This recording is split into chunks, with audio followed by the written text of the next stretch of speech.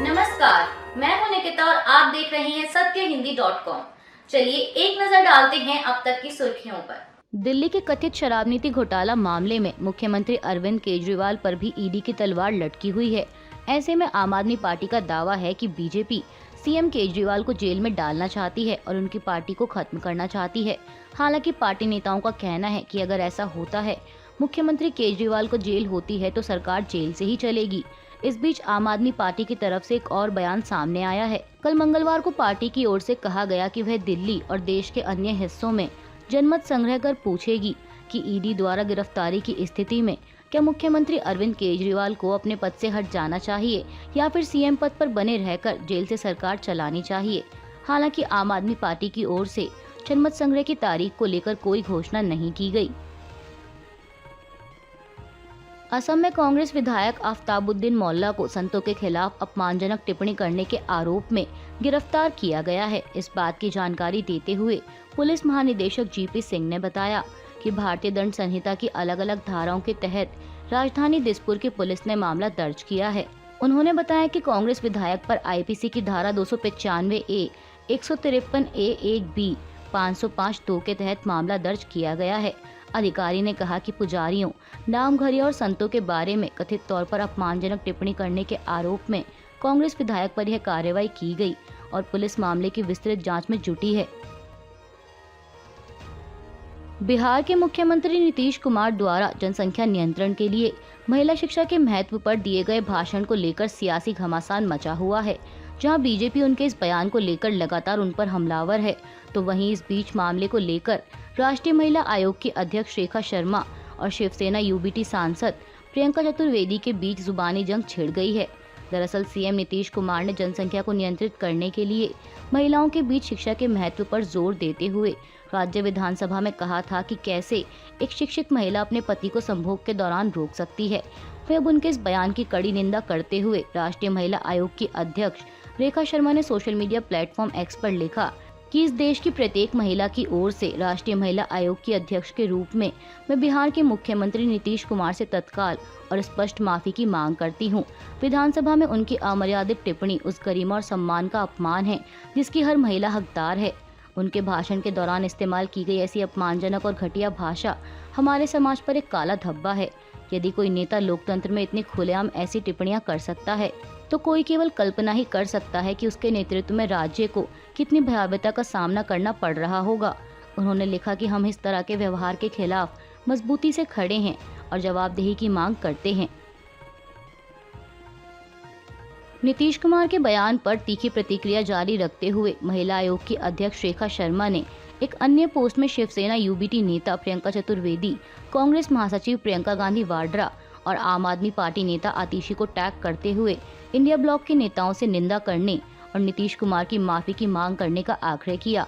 उन्होंने लिखा कि यह अच्छा होगा अगर महिला हितों के चैंपियन प्रियंका चतुर्वेदी, प्रियंका गांधी वाड्रा और आतिशी उनके मित्र नीतीश कुमार की निंदा करने और उनसे माफी की मांग करने में शामिल हों। शिवसेना यूबीटी नेता प्रियंका चतुर्वेदी को राष्ट्रीय महिला आयोग की अध्यक्ष द्वारा टैग किए जाने पर उन्होंने पलटवार करते हुए कहा कि माय डियर, राजनीति से प्रेरित मैडम, मैं महिलाओं के लिए इस्तेमाल की जाने वाली किसी भी ऐसी भाषा की स्पष्ट रूप से निंदा करती हूं जो कि अपमानजनक है। उन्होंने लिखा कि चाहे मेरी राजनीति कुछ भी हो, भले ही वह किसी भी सहयोगी की ओर से आई हो, मुझे यह भी यकीन है कि मुख्यमंत्री अपने शब्दों के इस्तेमाल पर दोबारा गौर करेंगे और माफी मांगेंगे। दुर्भाग्य से जहाँ तक मुझे याद है कि जब भी हमने आपसे महिलाओं के लिए खड़े होने की उम्मीद की, तब आपने चुप्पी और चुनिंदा कार्रवाई को चुना। एनसीडब्ल्यू के रूप में अपनी कुर्सी के लिए एक बड़ा नुकसान किया जो कथित तौर पर गैर पक्षपातपूर्ण है। राजधानी दिल्ली में बढ़ते प्रदूषण का कहर जारी है। सीपीसीबी के अनुसार दिल्ली की हवा आज बुधवार को भी गंभीर श्रेणी में बनी हुई है। जहाँ दिल्ली के पंजाबी बाग का AQI 460 दर्ज किया गया, तो वहीं आनंद विहार का 452 और आरके पुरम का 433 दर्ज किया गया। बता दें कि AQI का लेवल 400 से 500 के बीच होना बेहद गंभीर श्रेणी में माना जाता है। इसके अलावा दिल्ली NCR के इलाकों में भी प्रदूषण की स्थिति गंभीर श्रेणी में बनी हुई है। इस बीच दिल्ली NCR में खराब होते AQI को लेकर कल मंगलवार को सुप्रीम कोर्ट में सुनवाई हुई। सुनवाई के दौरान अदालत ने बढ़ते प्रदूषण पर नाराजगी जाहिर करते हुए कई आदेश जारी किए। इन आदेशों में 5 राज्यों दिल्ली, हरियाणा, राजस्थान, पंजाब और उत्तर प्रदेश को तुरंत पराली जलाना बंद करने का आदेश शामिल है। अब सुप्रीम कोर्ट के इस आदेश के बाद आज बुधवार 8 नवंबर को कैबिनेट सचिव राजीव गौबा ने इन 5 राज्यों के अधिकारियों के साथ बैठक बुलाई है। बैठक के दौरान प्रदूषण में तत्काल कमी लाने के लिए उठाए जाने वाले ठोस कदमों पर चर्चा होगी। दिल्ली के मुख्यमंत्री और आम आदमी पार्टी प्रमुख अरविंद केजरीवाल ने कल मंगलवार को उपराज्यपाल वीके सक्सेना को पत्र लिखकर डीपीसीसी के अध्यक्ष अश्विनी कुमार को तुरंत निलंबित करने की मांग की और साथ ही दिल्ली के कनॉट प्लेस में स्थापित स्मोक टावर को भी फिर से शुरू करने की मांग की। सीएम केजरीवाल ने अपने पत्र में लिखा कि ऐसे नौकरशाह पर कार्रवाई में तेजी लाएं और अश्विनी कुमार को तुरंत निलंबित करें। आपको बता दें कि इससे पहले दिल्ली सरकार में पर्यावरण मंत्री गोपाल राय ने भी इस मामले को लेकर मुख्यमंत्री केजरीवाल को पत्र लिखा था और दिल्ली प्रदूषण नियंत्रण समिति के अध्यक्ष अश्विनी कुमार के निलंबन की मांग की थी। राय ने अपने पत्र में लिखा था कि कनॉट प्लेस में स्थित एक बड़े स्मोक टावर के संचालन को डीपीसीसी के अध्यक्ष अश्विनी कुमार द्वारा मनमाने ढंग से रोका गया है और दिल्ली में प्रदूषण की गंभीर स्थिति को देखते हुए स्मोक टावर के संचालन को रोकना ठीक नहीं है।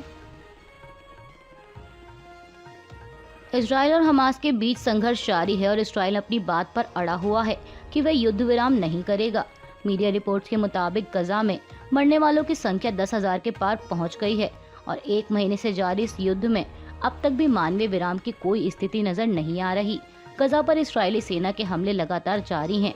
इस बीच मध्य पूर्व के बाकी हिस्सों में युद्ध फैलने की आशंका के मद्देनजर अमेरिकी राष्ट्रपति जो बाइडेन ने एक बार फिर इस्राएली प्रधानमंत्री बेंजामिन नेतन्याहू से गजा में लड़ाई को रोकने के लिए कहा। इसके अलावा अमेरिका ने गजा पर दोबारा कब्जा करने के खिलाफ इस्राएली सुरक्षा बलों को चेतावनी दी और कहा कि ऐसा करना उनके लोगों के लिए अच्छा नहीं होगा।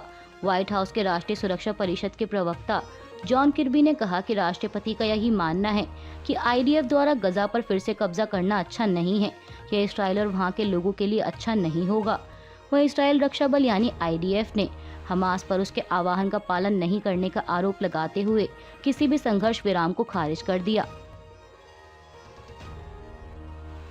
पश्चिम बंगाल के सत्तारूढ़ टीएमसी के नेता और मुख्यमंत्री ममता बनर्जी के भतीजे अभिषेक बनर्जी की मुश्किलें कम होने का नाम नहीं ले रही।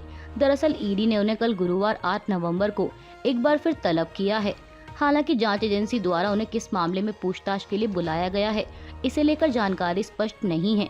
बता दें कि इससे पहले भी ईडी ने उन्हें 3 अक्टूबर को शिक्षक भर्ती घोटाला मामले में तलब किया था, लेकिन वह दिल्ली में टीएमसी के केंद्र के खिलाफ मनरेगा फंड को लेकर किए गए प्रदर्शन का हवाला देते हुए जांच एजेंसी के सामने पेश नहीं हुए। हालांकि यह पहली बार नहीं है कि ईडी ने उन्हें तलब किया है। इससे पहले भी ईडी उन्हें बंगाल के कथित शिक्षक भर्ती घोटाला मामले, कोयला घोटाला और पशु तस्करी के मामले में तलब कर चुकी है। क्रिकेट वर्ल्ड कप 2023 का 39वां मुकाबला कल मंगलवार 7 नवंबर को मुंबई के वानखेड़े स्टेडियम में खेला गया। बता दें कि इस रोमांचक मुकाबले में ऑस्ट्रेलिया और अफगानिस्तान की टीमें आमने सामने थीं। अफगानिस्तान ने टॉस जीतकर पहले बल्लेबाजी करते हुए ऑस्ट्रेलिया के सामने 291 रनों का टारगेट रखा और इस टारगेट का पीछा करने मैदान में उतरी ऑस्ट्रेलिया की टीम 91 रनों पर ही अपने 7 विकेट खो चुकी थी। लेकिन ग्लेन मैक्सवेल, जिन्होंने न सिर्फ अपने करियर की बल्कि विश्व कप के इतिहास की सबसे बेहतरीन पारी खेलते हुए बहुत ही शानदार तरीके से कल के मैच में ऑस्ट्रेलिया को जीत दिलाई। अभी के लिए बस इतना ही। बाकी की खबरों के लिए जुड़े रहिए सत्यहिंदी.com के साथ।